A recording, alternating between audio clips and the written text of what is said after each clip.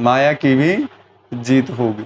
देखो आपने देखा है, राम जी को भगवान का अवतार मानते हैं दुनिया, कहते हैं ना कि भगवान का अवतार हुआ, राम जी आए मानव के रूप में। रावण राज्य के अंदर में वही परास्त हुए थे। जब नागफास मारी इंद्रजीत ने तो क्या हुआ, राम और लक्ष्मण दोनों के दोनों नागफास में बंध गए और ढेर हो गए। तब उस समय पूरी सेना मायूस होगी, हताश निराश हो गई थी। तब हनुमान जी गए, गरुड़ को लेकर के आए और उनको नागफास से मुक्त किया। ऐसे ही फिर बाद में शक्ति लगी लक्ष्मण को, लक्ष्मण फिर दोबारा मूर्छित हो गए। तब हनुमान जी गए संजीवनी बूटी लाने के लिए, संजीवनी बूटी लाए और दोबारा से लक्ष्मण जी को होश में लेकर के आए। तो इसी प्रकार ये रावण राज्य है, धर्म और अधर्म की लड़ाई है।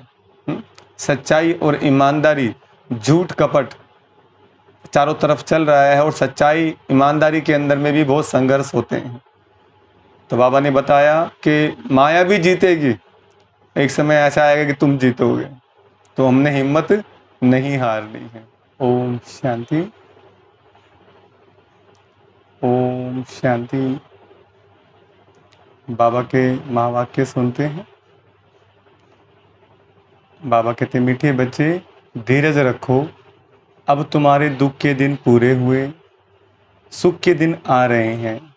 निश्चय बुद्धि बच्चों की अवस्था धैर्यवत रहती है। प्रसन्न है किसी भी हालत में मुरझाइश ना आए, इसकी सहज विधि क्या है। उत्तर ब्रह्मा बाप का सैंपल सदा सामने रखो। इतने ढेर बच्चों का बाप, कोई सपूत बच्चे हैं, कोई कपूत, कोई सर्विस करते हैं, कोई डिसर्विस फिर भी बाबा कभी मुरझाते नहीं, घबराते नहीं। फिर तुम बच्चे क्यों मुरझा जाते हो? तुम्हें तो किसी भी हालत में मुरझाना नहीं है। गीत, धीरज धर मनुआ धीरज धर, सुख के दिन आए कि आए। ओम शांति। धीरज धर मनुआ, मनुष्यों को नहीं कहा जाता, मन बुद्धि आत्मा में है, यह आत्मा को कहा जाता है।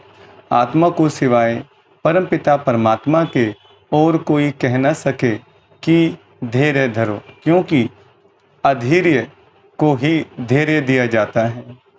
अगर ईश्वर सर्वव्यापी है तो उसको अधैर्य कहा नहीं जा सकता। मनुष्य इस समय सब अधैर्य हैं, दुखी हैं, इसलिए धैर्य देने के लिए, सुख देने के लिए बाप आए हैं, कहते हैं अब धैर्य धरो। बाप के महावाक्य सिर्फ तुम्हारे लिए नहीं है, वास्तव में सारी दुनिया के लिए है। सारी दुनिया आहिस्ते आहिस्ते सुनती रहेगी। जो सुनते हैं वह आते रहते हैं। सबका सदगति दाता, दुख हरता एक बाप ही है। यह है ही दुख की दुनिया। बच्चे समझते हैं अभी हमारे मुक्ति, जीवन मुक्ति के दिन, वह कलयुग पतित दुनिया से छुटकारा पाने के दिन है। तुम्हारी बुद्धि में यह है, सो भी नंबरवार पुरुषार्थ अनुसार। सबको यह धैर्य नहीं है कि अभी हम इस दुख की दुनिया से छुटकारा पाएं, अपने सुखधाम जाएंगे। तुम बच्चों को भी स्थायी निश्चय रहना चाहिए। हमारे सुख के दिन अब आ रहे हैं। अगर श्रीमत पर चलते रहेंगे तो इसमें आशीर्वाद व कृपा आदि की बात नहीं है। बाप बैठ पढ़ाते हैं, सहज स्वराज्य योग सिखलाते हैं। पढ़ाई को नॉलेज भी कहा जाता है। तुम बच्चों को श्रेष्ठ मत दे रहे हैं। पहले पहले तो अटल निश्चय चाहिए, फिर कभी वह नीचे ऊपर नहीं हो सकते। गाते हैं परवाह थी पार ब्रह्म में रहने वाले की, वह पा लिया तो बाकी क्या चाहिए। यह तो निश्चय है उस बाप से स्वर्ग का वर्षा मिलना है, तो धैर्य पहले ही स्थायी मिल जाता है। यह अविनाशी धैर्य सर्टेन है। हम श्रीमत पर श्रेष्ठ श्रेष्ठ श्रेष्ठाचारी राज्य भाग्य स्थापन कर रहे हैं। बिगर कोई लड़ाई झगड़े तो फिर मुरझाने की क्या दरकार। भले घर में 10-12 बच्चे हों, बाबा को तो देखो हजारों लाखों बच्चे हैं। कई बच्चे हंगामा भी मचाते हैं, कोई सपूत बच्चे हैं, कोई कपूत हैं, कोई सर्विस करते हैं, कोई तो डिस सर्विस भी करते हैं। फिर बाबा कभी घबराता है क्या? तो बच्चों को भी घबराना नहीं चाहिए। गृहस्थ व्यवहार में भी रहना है। एक तरफ है हठ योग, कर्म, संन्यास, तुम्हारा है बेहद का संन्यास, यह है राजयोग। तुम्हें गृहस्थ व्यवहार में रहते बाप से वर्षा पाना है। बहुत सहज है, अभी तो अपने सुखधाम के झाड़ दिखाई पड़ रहे हैं। परोक्ष अपरोक्ष बुद्धि से जानते हैं, साक्षात्कार हो ना हो पुरुषार्थ करते हैं। भविष्य स्वयं राजधानी के लिए एम ऑब्जेक्ट सामने है ना। लक्ष्मी नारायण का चित्र देख रहे हो ना। ऐसे नहीं कि हमको साक्षात्कार हो तो माने, यह तो बुद्धि से समझने की बात है। इन बातों से चित्र देख रहे हो ना, इन आँखों से चित्र देख रहे हो ना, इन आँखों से फिर भी यही देखेंगे। राजयोग है ना। बुद्धि भी कहती है बरोबर चित्र रखे हैं, फिर साक्षात्कार क्या कराएं। श्री कृष्ण सतयुग का मालिक है ना, शिव परमधाम में रहने वाला है। तुम लक्ष्मी नारायण बन सकते हो, यह है तुम्हारी एम ऑब्जेक्ट। तो आईने में देखो कि वह देवी गुण हमारे में कहाँ तक आए हैं। बाप दे रहे तो बहुत अच्छा देते हैं। अब पढ़ना है राजाई के लिए, ज्ञान चाहिए, वह बाप दे रहे हैं। ICS वालों को सबसे जास्ती नशा रहता है, हम बड़े से बड़ा ऑफिसर बनेंगे। यूँ तो धंधे व्यवहार में भी करोड़पति बन जाते हैं। बाबा फिर तुमको ये धंधा सिखलाते हैं सट्टा मट्टा का। तुम बाप को कोड़ियाँ देते हो, उनके एवज में 21 जन्मों के लिए बाबा तुमको स्वर्ग का मालिक बनाते हैं। यह सौदागरी भी है तो पढ़ाई भी है। सिर्फ सौदागरी से काम नहीं, वर्ल्ड की हिस्ट्री ज्योग्राफी का भी नॉलेज चाहिए ना। सुदर्शन चक्रधारी भी बनना है, जितना पढ़ेंगे उतना ऊंच पद पाएंगे। स्वर्ग का मालिक तो प्रजा नौकर चाकर भी होगी। अभी भी सब कहते हैं ना भारत हमारा देश है, परंतु राजा और प्रजा में तो बहुत फर्क है। बाप कहते हैं जितना हो सके ऊंच से ऊंच पद पाओ, माता पिता समान पुरुषार्थ करो। समझा जाता है सब तो गद्दी पर नहीं बैठेंगे, फिर भी रेस करानी पड़ती है। नंबरवार पुरुषार्थ अनुसार ही राजाई पाएंगे। जिनका जो पुरुषार्थ कल्प पहले वाला है वह साक्षी हो देखते हैं।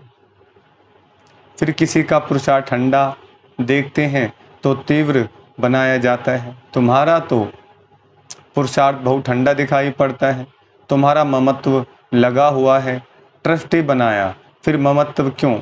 तुम श्रीमत पर चलो। पूछते हैं बाबा मकान बनाऊं? हाँ, क्यों नहीं बनाओ, भले आराम से बैठो, बाकी थोड़े रोज़ यह छी दुनिया है। भले आराम करो, बच्चों आदि की शादी कराओ। बाप कोई पैसा नहीं लेते हैं, वह तो दाता है। शिव बाबा ने इस समय बच्चों के रहने के लिए मकान बनाया है। माउंट आबू में देखो कितनी बिल्डिंगें बन रही हैं, किन के लिए? बच्चों के लिए। जा कर के उनको रिफ्रेशमेंट हो जाता है पूरा। अपने रहने के लिए तो यह शरीर निमित्त बनाया है। जीव आत्माओं को तो जरूर रहने के लिए मकान चाहिए, तो तुम बच्चों के लिए बना रहे हैं। बाबा भी इस मकान में बैठे हैं ना। यह तुम जानते हो हमारा वह है आत्माओं का बाप, और यह है शरीर का बाप। तुमको एडॉप्ट किया है, तुम हमारे बच्चे हो। मम्मा बाबा कहते हो ना, इसको गोद लेना कहा जाता है। प्रजापिता ब्रह्मा को इतने बच्चे हैं तो जरूर गोद के ही बच्चे होंगे। तुम बच्चों को एडॉप्ट करते हैं। सरस्वती भी बेटी है ना। यह है बड़ी गुह्य बातें समझने की। गीता भागवत आदि तो तुम भी पढ़े हो, यह बाबा भी पढ़ा है, परंतु अब तो श्रीमत मिलती है ड्रामा अनुसार। जो कुछ कहा सो ड्रामा अनुसार, उसमें जरूर कल्याण ही होगा। नुकसान होता है उसमें भी कल्याण ही है। अगर कोई नुकसान हो रहा है तो उसमें भी कल्याण समाया हुआ लेकिन समझ में नहीं आता। हर बात में कल्याण है, शिव बाबा है ही कल्याणकारी, उनकी मत अच्छी है। अगर उस पर कोई शंका रही तो श्रीमत पर ना चल, अपनी मत पर चलते हैं, इससे धोखा खाएंगे। फिर शिव बाबा क्या करें? कदम कदम पर राय पूछना है, सुप्रीम पंडा तो बैठा है ना। बहुत बच्चे ये बात भूल जाते हैं क्योंकि योग में नहीं रहते हैं। योग अथवा याद को ही यात्रा कहा जाता है। याद नहीं करते तो समझें हम रेस्ट ले रहे हैं। यात्रा पर जाकर कोई रेस्ट लेते हैं। तुम भी अगर रेस्ट लेते हो, याद नहीं करते हो तो विक्रम भी विनाश नहीं होंगे और आगे भी नहीं बढ़ेंगे। याद नहीं करते तो नज़दीक नहीं जाते, आत्मा थक जाती है, बाप को भूल जाती है। बाप कहते तुम यात्रा पर चल रहे हो, रात को तो तुम रेस्ट लेते ही हो। ऐसे नहीं कि रात को तुम नींद में हो तो यात्रा पर हो, नहीं, वह रेस्ट है। जब जागते हो तब यात्रा पर हो। नींद में कोई विक्रम विनाश नहीं होंगे, बाकी हाँ दूसरे कोई विक्रम होते नहीं हैं। तो बाप सभी बातें समझाते हैं, परंतु कोई अमल में भी जब लाए ढेर पॉइंट बतलाते रहते हैं। बैरिस्ट्री भी पॉइंट्स तब बुद्धि में आती है जब वह बैरिस्ट्री पढ़ते हैं, डॉक्टरी व इंजीनियरिंग पढ़ते हैं, फिर वह डॉक्टर अथवा इंजीनियर आदि बनते हैं। जो जैसा कोर्स करते हैं वैसा बनते हैं। पापों का बोझा बहुत है, उनको विनाश करने का उपाय एक ही है, बाप को याद करना, नहीं तो पदभ्रष्ट हो पड़ेगा। माला बनी हुई है ना, 9 रत्नों की का भी गायन है। यह कहाँ से आए जो 100 मनुष्य नहीं जानते हैं। 8 रत्न हैं जो रुद्र की माला बनते हैं। तो पुरुषार्थ अच्छा करना चाहिए। स्टूडेंट्स अच्छा पढ़ते हैं तो रजिस्टर से माँ बाप को भी पता लगता है। यहाँ तो बाप ही टीचर भी है, तो वही जाने तुम पढ़ते ही हो। बाप के पास रजिस्टर का भी उनको पता पड़ता है। तुम भी अपने रजिस्टर को समझ सकते हो, कहाँ तक हमारे में गुण है, मैं औरों को कहाँ तक आप समान बनाता हूँ। इतनी ताकत है जो कोई सामने देखे उनको शरीर भुला दे। कहा जाता है हिम्मत मर्दा मददे खुदा। बाप बहुत मदद देते हैं, तुम भी मदद देते हो योग की। बाप को चाहिए कि पवित्रता की मदद, सारी पति दुनिया को पावन बनाना है योग बल से। जितना जितना जो योग की मदद देंगे उतना बाबा खुश होंगे। यह बाबा के लिए मदद है, वह अपने लिए। तुम जितना पढ़ेंगे उतना ऊंच पद पाएंगे, जितना याद करेंगे उतना मुझे पवित्रता की मदद करेंगे। मैं आया हूँ पतित को पावन बनाने, पावन दुनिया के लिए। पतित और पावन यहाँ बनते हैं, वह तो है ही निराकारी दुनिया। गाते भी हैं पतित पावन आओ, समझते नहीं कि पावन दुनिया किसको कहा जाता है। सीता को रावण की जेल से दुख से छुड़ाया तो फिर सुख चाहिए। औरों को शांति बहुत मिलती है, सुख थोड़ा मिलता है। तुमको सुख भी बहुत मिलता है तो दुख भी बहुत मिलता है। पिछाड़ी में जो आत्माएं आती हैं, थोड़ा पाठ बजाए वापिस चली जाती हैं। 1-2 जन्म भी लेते हैं, थोड़ा समय आया यह गया। तुम्हारे तो 84 जन्मों की बात है, उनकी 1-2 जन्म की बात है। तुम 84 जन्मों को जानते हो, चक्र को जानने से चक्रवर्ती राजा बनते हो। वह थोड़े ही बन सकेंगे, उनके लिए यह ज्ञान नहीं है। यह ज्ञान तुम्हारे लिए है, जिन्होंने कल्प पहले भी ज्ञान लिया है। अब तुमको पुरुषार्थ करना है। पुरुषार्थ का समय अभी है और तुम्हारे लिए ही पुरुषार्थ की बात है। देवी देवता धर्म बहुत सुख देने वाला है, इतना सुख और कोई दे न सके। यह अनादि ड्रामा बना हुआ है, सभी को तो हीरो हीरोइन का पार्ट नहीं मिल सकता।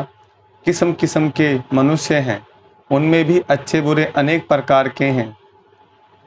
श्रेष्ठ श्रेष्ठ देवी देवता हैं, श्रेष्ठ उन्हों को ही कहा जाता है, वह तो सतयुग में ही होते हैं।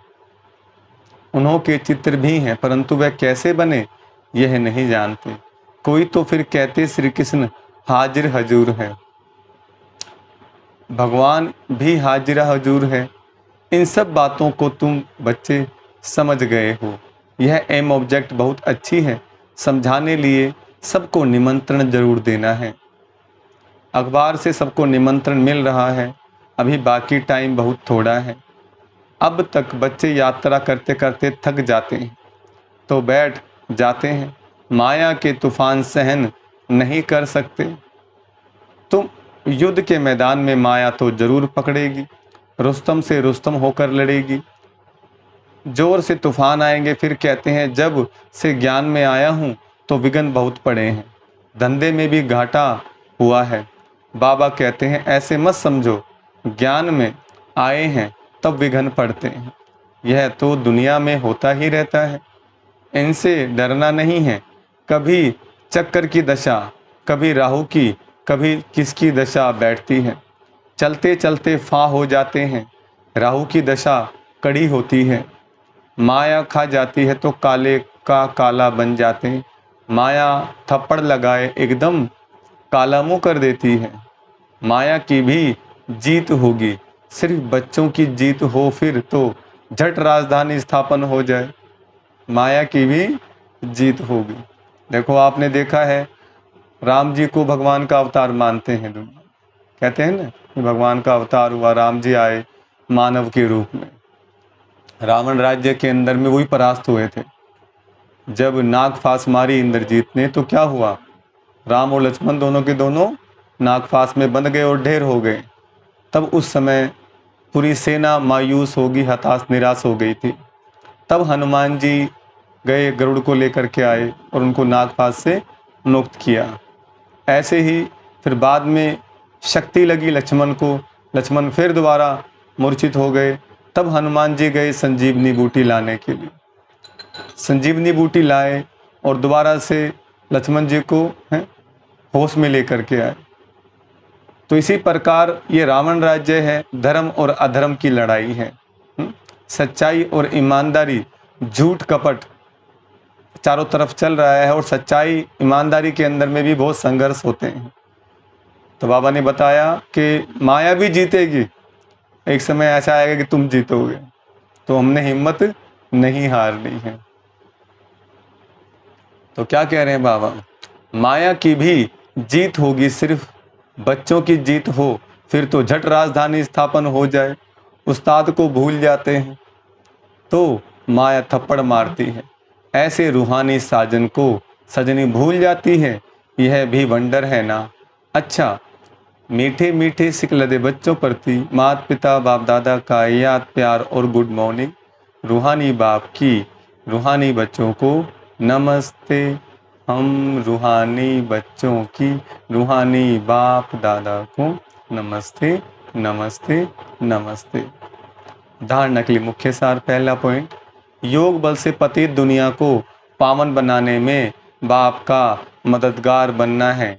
याद की यात्रा में रेस्ट नहीं लेनी है। ऐसी याद हो जो सामने वाला अपना शरीर भी भूल जाए। दूसरा, श्रीमत में कभी भी शंका उठाकर अपनी मनमत नहीं चलानी है। हर बात में राय लेते उसमें अपना कल्याण समझकर चलना है।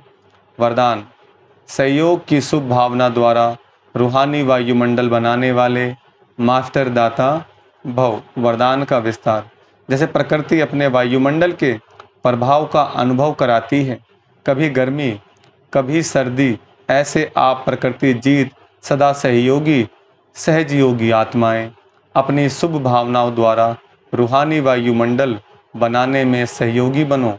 वह ऐसा है, वह ऐसा करता है, यह नहीं सोचो।